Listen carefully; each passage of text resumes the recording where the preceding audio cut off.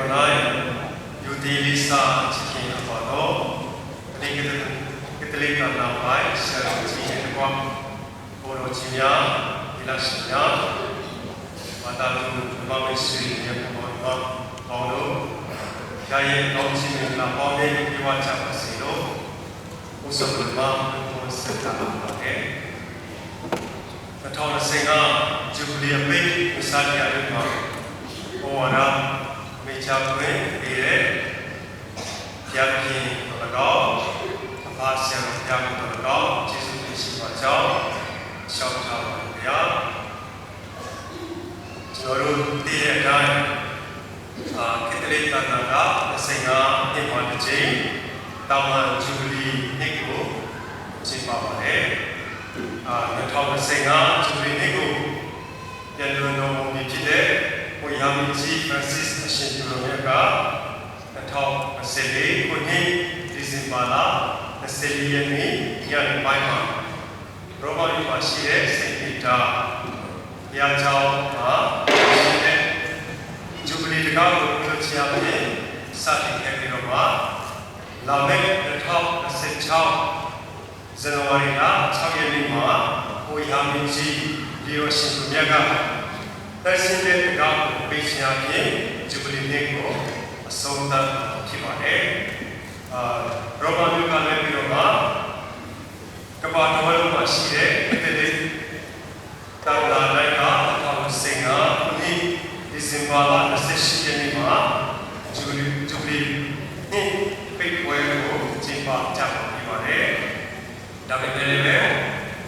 Dizimbala, Seshiana, Yamana, Jimbabe, Kapuene, Taisai, the job, General, Kalikateka, Karo, Jubilee, Equeco, Dini, So Tayachi, Kibane, Chirija, Osa,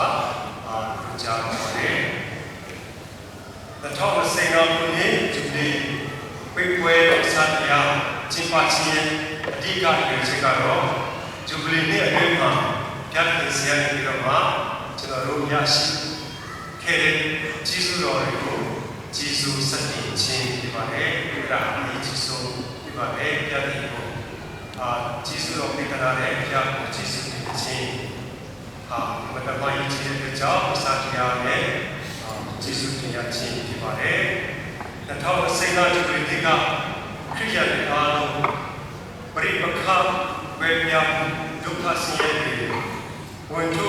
move to the Kama, your lynching every one, demand of it. People are there to the room, think of one, think of care, will think of here. I will very digest I read. Dilima, Ashiare, Janset, Gare, Piakin, your lynching Tashiku, Senator. Taikuna, Trian, about Jessa,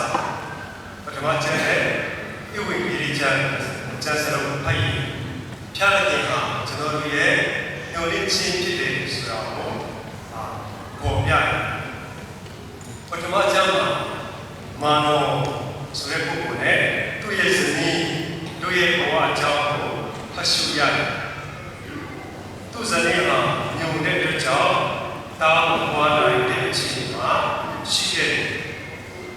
Dapi, Ruha, Philippi, Surrender to Ruye, Uchu, Pinning, Luka, Haniyare, a chain, Pili, and Luka, Tata me and Yana, no legacy, one day, election, Kathika, no lynching, Sagar, BK. The Jagaman, Gap, Mano, Yesanisma, Dini, Brigade, you get Taya Jaco, Pami Deni, no, make okay. Any Taya Jali, Namco, Shanson, Samson, Ami Beacon. Samson, Wikwatima, Yolichin, Me, Achima, Sati, Kegamo, Trian. And in the way, you will be Jama.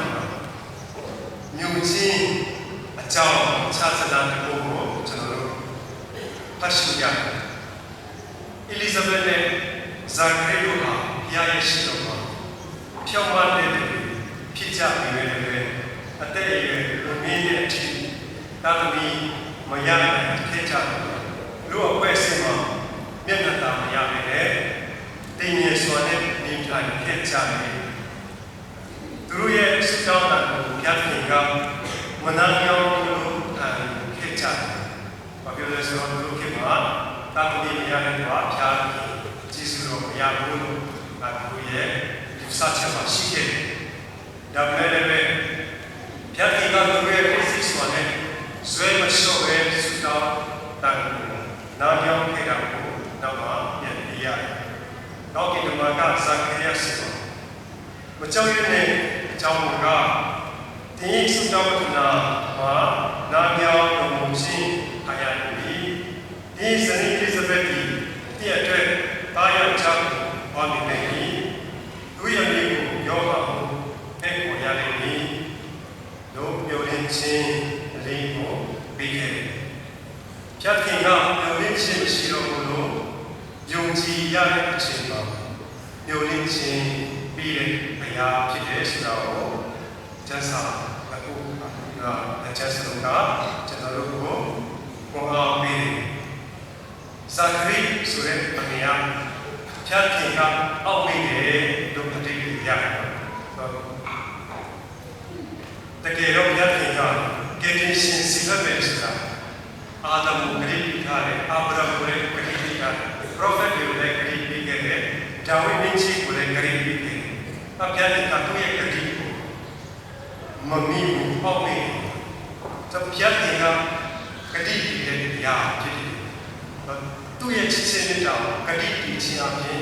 ပြန်ခဲ့တယ်အဲလိဇဘက်နဲ့ဇာခရီးတို့ရဲ့ဒုက္ခစီရဲ့တရိယာအရာဖြတ်ခင်ကအလီဇဘက်နဲ့ဇာခရီးတို့ရဲ့ဆင်းရဲဒုက္ခကိုမမီပြောခဲ့တယ်ကျွန်တော်တို့ရဲ့ယောဂမှုကျွန်တော်တို့ရဲ့ဒဏ်ရာကျွန်တော်တို့ရဲ့စတောင်းတာနဲ့ဖြတ်ခင်တရိယာပဲဆိုတာကိုဒီနေ့ကျမ်းစာဖြင့်ဟောကြားလို့ရတယ်ပထမကျမ်းစာမှာမာနနဲ့သူ့ရဲ့ဇနီးတို့ရဲ့မိသားစုမှာတော့ဇာခရီးနဲ့အလီဇဘက်ရဲ့မိသားစုမှာတော့မိသားစုအဆုစလုံးမှာကြည့်လို့ဆိုရင်သူတွေကဥစ္စာနဲ့တက်နိုင်တော့စိတ်ပြင်းအားနေတဲ့ချိန်မှာဖြတ်ခင်ကညှို့ရင်းချင်းရောက်ချီပြန်လေတွန်းတောက်စီနိုင်တယ်ဆိုတဲ့အချက်တွေ့ရတယ်ကျွန်တော်တို့ဘောမှာလည်းကျွန်တော်တို့ရဲ့နိုင်ငံမှာကျွန်တော်တို့ရဲ့အင်းတော်မှာအရာတော်မှာဘုရားခင်ရဲ့ကျေးဇူးတော်နဲ့ပြောင်းလဲနိုင်တယ်ဆိုတဲ့အကြောင်းဒီနေ့ဂျူဘလီပြည့်ပွဲမှာတိုင်းတဲ့ဆက်ဆက်ဖတ်ရတဲ့ကျမ်းစာကကျွန်တော်တို့ခွန်အားပေးတယ်။ဂျူဘလီနဲ့တွဲမှာဝိညာဉ်ခွန်အားဂျူဘလီနဲ့တွဲမှာနော်ဝိညာဉ်ခွန်အားရတဲ့ခြင်းရဲ့ရည်ရွယ်ချက်ဟာရဲရဲချင်းနဲ့ယုံကြည်ခြင်းဤဆက်လျှောက်ဖို့ဖြစ်တယ်။ဇာခရီးယားအောက်ပြတမရဲ့ဝမ်းမြောက်ခြင်းတရစ်ကားကြားရမယုံကြည်နိုင်တဲ့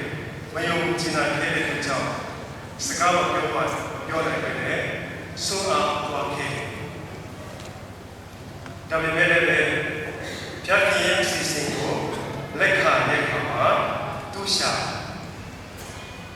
ပြန်ပြီးလျှော့တော့ပြီးတော့ဖြာရင်ဘုံတို့ကြွေးကြော်ခဲ့အဲ့လိုပဲတော့ဇာခရီးတို့ပဲကျွန်တော်တို့တွေကအခါတည်းမှာဘိုင်းတဲ့တွင်းဆုံးတဲ့ချိန်တော့ကြောက်ရွံ့တဲ့ချိန်မတိချာမရတဲ့ခံစားရှိတဲ့ချိန်တွေရှိနိုင်တယ်အနည်းကိုဆက်စတောင်းပြီးတော့နိုင်ငံမှာမြင့်ချမ်းတဲ့အဲ့ဆိုညှို့လင်းချရလို့ထားရအောင်လေအဲ့လိုမျိုးခံစားမိတဲ့နောက်ဆက်ခြင်းခံစားရခြင်းရှိနိုင်တယ်ဇာခရီးယားကိုပြရတဲ့ကိုညှို့လင်းခြင်းပြည့်ပြီးတော့မှစိတ်ဓာတ်ချစေနိုင်တဲ့အခက်အခဲတွေရင်ဆိုင်ရတယ်ဒါပေမဲ့လည်းညုံနေတဲ့တာတဲ့ကိုတော့ဖွင့်ပေးတဲ့ပြတ်ခင်ကကျွန်တော်တို့လို့ရှိအတွက်ကျွန်တော်တို့နိုင်ငံအတွက် ကျွန်တော်တို့တာနာအတွက်လမ်းတည်ဖွင့်ပေးတယ်ဇာခရီးယားနဲ့အလီဇဘက်ကိုပေါက်ပေးတဲ့ဖြတ်ခင်ကကျွန်တော်တို့ကိုအောက်နေမှာဖြစ်ပါတယ်ခရစ်တော်ကြွလာမဲ့ဒါခင်စိတ်ချခြင်းပေးတဲ့ယောဟန်ပိဒနာတဲ့ဖြတ်ခင်ကကျွန်တော်တို့လည်းလူသားရဲ့လူသားချင်းမှာခရစ်တော်ကိုရောက်နိုင်ဖို့ပြင်ဆင်ပေးသူတွေဖြစ်ကျွန်တော်တို့ကိုဖြတ်ခင်ကအသုံးပြုနိုင်တယ်ဆမ်ဆွန်ရဲ့စိတ်ချခြင်းပေးဆမ်ဆွန်နဲ့စိတ်ချခြင်းပေးတဲ့ယောဟန်တို့ရဲ့ဘဝကိုပြန်ကြည့်လို့ဆိုရင်သူတို့ဟာအံ့ဖွယ်နေတဲ့ဝိပါဒနဲ့ကလေးတွေတက်တဲ့ပုံကိုသူတို့ဟာဘုရားသခင်ရဲ့ရည်ရွယ်ချက်ကိုလှုပ်ဆောင်ဖို့အတွက်ဝိပါဒနဲ့ဖြစ်ကြတယ်။ဆမ်ဆွန်ကဣသရေလတို့ကိုဖိလစ်တင်ရန်သူလက်ကနေကယ်တင်ခြင်းစတင်ပဲဖြစ်ခဲ့တယ်။ယောဟန်ကသခင်ယေရှုကြွလာမဲ့ကပြင်ဆင်မှုနဲ့လူတွေကိုသခင်ယေရှုစီခေါ်ဆောင်မှုဝိပါဒခဲ့တယ်။ဂျူဘလီနေ့ကလည်းပဲတော့ကျွန်တော်တို့တယောက်စီကဘုရားသခင်ရဲ့မြတ်တာကိုပေါ်ပြတဲ့သခင်ယေရှုကိုပုံပြတဲ့လူတွေဖြစ်ဖို့ကျွန်တော်တို့ဘုရားသခင်ကလိုအပ်တယ်ဆိုတာကိုဂျူဘလီနေ့ကကျွန်တော်တို့အတိအပေးပရိယတ်ဂျူဘလီနေ့ဟာလူတိုင်းနိနာအမျိုးမျိုးနဲ့ပြန်လည်စတင်ဖို့အခွင့်အရေးပေးတဲ့ဂျေဇုတော်ဖြစ်တယ်ကျွန်တော်တို့လည်းပဲဂျူဘလီနေ့အတွင်းမှာဘုရားကိုသွားခြင်းဒီနေ့လည်းဘုရားကိုသွားတယ်စက္ကမင့်မိဂလာတွေခံယူခြင်းကျွန်တော်တို့ရဲ့အမြုပ်ရက်ရွာတွေမှာစီရဲသူတွေနဲ့ဖျားလာတဲ့သူကိုမြင်ပြခြင်းတို့ဖြင့်ဖျားသခင်ရဲ့အပြစ်ဒဏ်မှာလည်းခြင်းကျေးဇူးတော်ကိုခံယူခဲ့ကြခြင်းအဖြစ်ခရစ်တော်ကိုတွေ့ရှိခဲ့ကြဒီနေ့ဂျူဘလီနေ့ပိတ်ပွဲကျင်းပပြီးမယ်လေဘုရားသခင်ကကျွန်တော်တို့ဆက်လက်ဆောင်ပုံမသက်ဆိုင်တဲ့ယုံနာလုံးကားလုံးပြန်လည်စတင်တဲ့ယုံကြည်ခြင်းနဲ့ပြီးပြခါရတဲ့အတွက်တက်ကြွစွာကိုမြင်ခြင်းတွေကိုဂျူဘလီနေ့အတိအပွဲတွေဆက်လက်တည်ဆောင်ဖို့ကျွန်တော်တို့ကိုဖိတ်ခေါ်တယ်။အဲဒါကြောင့်ဂျူဘလီပိတ်ပွဲတော်ပြီးဆုံးတော့ဒီနေ့လည်းခရိယာတာနာပြုတော်မှာ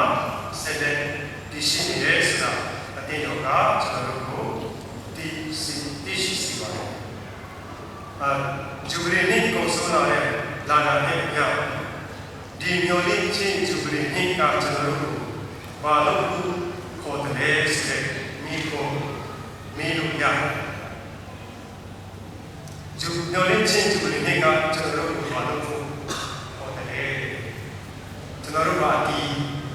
ဒီရောက်တယ်ဆိုအဲ့ဒီအဖြစ်ရပါလဲဆိုတော့မျိုးလေးချင်းဂျူဘလီနေ့ကကျွန်တော်တို့ကို missionary ဟုတ်မျိုးလေးချင်းကိုစုပ်နိုင်ထားတဲ့တာဝနာပြုဖြစ်ဖို့ကျွန်တော်တို့လုပ်စီပေါ်တယ်ဒီအဖြစ်ရဘုရားရဲ့ကြောင့်လည်းဘုရားရဲ့လက်ရှိပြီးခဲ့တဲ့နိုဝင်ဘာလ29ရက်နေ့ပြီးတော့30အဲ့ဒီရက်တွေမှာမလေးရှားနိုင်ငံပြည်နယ်ပြည်မှာကျင်းပတဲ့ Asian Mission Congress ရဲ့ဓမ္မမိလာမှာပါဝင်ကြတဲ့ဆရာတော်ကြီးတွေဟောတော်ကြီးတွေတိရရှင်တွေဘာသာသူတွေရဲ့စင်ချင်းသုံးသပ်ခြင်းအဖြစ်ရလာတဲ့အဖြစ်ဖြစ်တယ်။အဲ့ဒီမိလာမှာနိုင်ငံပေါင်း30နိုင်ငံကကာလီနယ်စပါဆရာတော်တရား၄ပါးဟောတော်ကြီး155ပါးတိရရှင်94ပါးဥပဇင်ကြီး10ပါးနဲ့ဘာသာသူ900ကျော်ပါဝင်ခဲ့ကြတယ်။အဲ့ဒီညမှာပါဝင်တဲ့ဘာသာသူတွေကကျွန်တော်တို့ပဲအတူတူပဲလုပ်မယ်သူတို့ရဲ့စိတ်မှာတကယ်ဆိုအကြောင်းပြောဖို့ကကျွန်တော်ရဲ့တောင်းရှိတယ်ဆိုရင်စိတ်ထားရှိတယ်ဖြစ်ကြတယ်ကျွန်တော်ကဘယ်လိုလုပ်စိတ်ထားရှိ သူတို့အခက်အခဲတွေအများကြီးကြောင့်သူတို့နိုင်ငံတည်တည်မှာဒုက္ခအခက်အခဲတွေရှိတယ်ဒါပေမဲ့ဒုက္ခအခက်အခဲကြောင့်မှာသခင်ယေရှုအကြောင်းသက်တည်ခံကြားတဲ့ဖြစ်ကြတယ်အဲ့ဒီညမှာဗာတီကန်ကနေအဲ့ဒီပြင်လာတာပေါ့နော်ဗာတီကန်ကနေလာတဲ့ကာဒီနယ်လူးစ်အန်တိုနီယိုတက်လေဆိုတဲ့ကာဒီနယ်ကအဖွဲအမေဖွဲမှာစကားပြောခဲ့အဲ့ဒီညမှာသူပြောခဲ့သူဘာပြောလဲဆိုတော့ခရစ်ယာန်ပြောတဲ့ချက်ဟာခရစ်ယာန်ပြောတဲ့ချက်ဟာရှင်ပြန်ထားတဲ့ခြင်းမှာအခြေခံတယ်ရှင်ပြန်ထားပြောက်တဲ့ဘုရားကျွန်တော်ယုံကြည်တော်နေတယ်ညှို့လေးချင်းပါမီဟာတရှိတော်ဝိညာဉ်တော်ကကျွန်တော်တို့ရဲ့လောကထဲတွန်းလောင်းပြီးတဲ့ဝိညာဉ်ကြီးရာအင်အားတစ်ခုဖြစ်ပြီးတော့အဲ့ဒီအင်အားကအလုံးအမင်းခက်ခဲတဲ့အခြေအနေမှာတောင်မှကျွန်တော်တို့ရှိသူသွားတိုးအားပေးတဲ့ဆိုဖြစ်တယ်အဲ့ဒီညှို့လေးချင်းကယုံကြည်သူတွေကျွန်တော်တို့ကိုညီခွင့်ပြုဖို့ညှို့လေးချင်းကကျွန်တော်တို့ကိုတာနာပြုရခြင်းစီလို့တယ်ဆိုပြီးတော့ပြောခဲ့အဲ့ဒါကြောင့်ညှို့လေးချင်းကျုပ်လေးနေ့ကိုကျင်းပခြင်းအပြင်အတင်းတော်ကျွန်တော်တို့လို့ရှိ missionary of hope ညှို့လေးချင်းကိုစုပ်ကိုင်တဲ့တာနာပြုဖြစ်စေခြင်းညှို့လေးချင်းရဲ့တာနာပြုဖြစ်စေခြင်းအဲ့ဒါကဆိုရင်နော်ညှို့လေးချင်းကိုစုပ်ကိုင်ထားတဲ့တာနာပြုရပါလေလို့လူတဲ့အဲ့မှာအဲ့ဒီဒီနာမှာစပွဲကြီးကမှဆေးရောက်ပွဲထိုင်ပြီးတော့နိုင်ငံတည်တရားထိုင်ပြီးတော့workshop တွေလုပ်နေတော့အဲ့ဒီ workshop တွေပတ်သားတင်ပြီးတော့တနည်းအားဖြင့်ထားပြီးမှအတူချိုးတဲ့အခါမှာညှို့လေးချင်းကိုစုပ်ကိုင်တဲ့တာနာပြုလို့ရအချက်6ချက်တွေ့ပထမဆက်ကပါလဲဆိုရင်တခင်ယေရှုကိုပုံသက်ဆိုင်စွာတည်ကြောကိုပထမချက်ကတခင်ယေရှုကိုပုံသက်ဆိုင်စွာတည်ဖို့အတွက်ဘာကိုရင်းနေတယ်ဆုတောင်းခြင်းကျမ်းစာကိုထောက်ရှုခြင်းအမှုပေးနိုင်တယ်ပထမချက်ဒုတိယချက်တခင်ယေရှုရဲ့တက်တာကိုပုံစစ်မှန်စွာနဲ့နေထိုင်ဖို့ပဲနောက်တစ်ချက်တခင်ယေရှုရဲ့အကြောင်းကိုနှိမ့်ချခြင်းနဲ့လိုအပ်လာရဲ့ရည်ရွယ်ကိုပြောလိုအပ်တယ်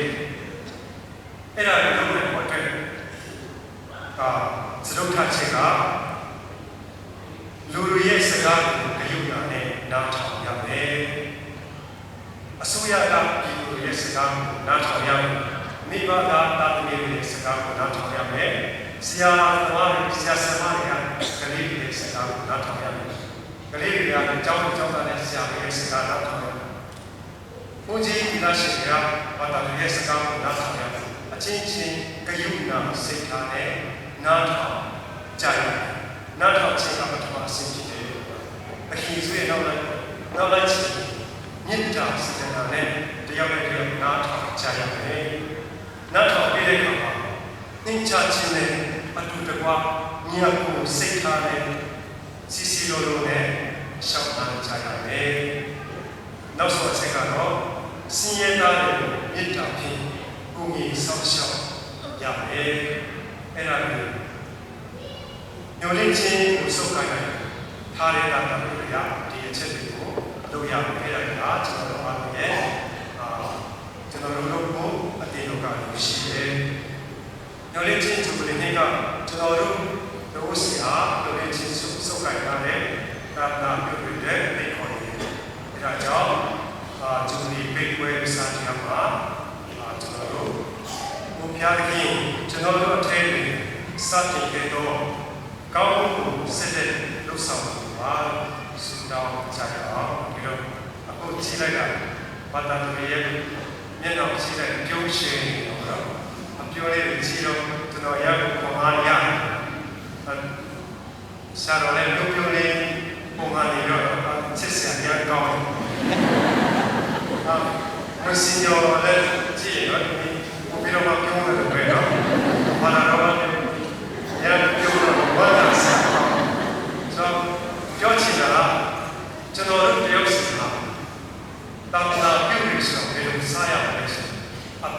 ဆိုင်မှာ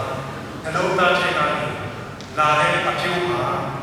ကျွန်တော်ပေးတဲ့ဘောရရှိတဲ့ဟိုပြီးတော့နှလုံးသားကိုထိတွေ့စေတယ်အဲဒါကြောင့်တာနာပြုတ်သူတွေကတခင်ရဲ့ချစ်စင်နေတာတရားတည်ပြီးတော့အပြုံးနဲ့စားကြရတယ်အဲဒါကြောင့်ကြုံချစ်ခြင်း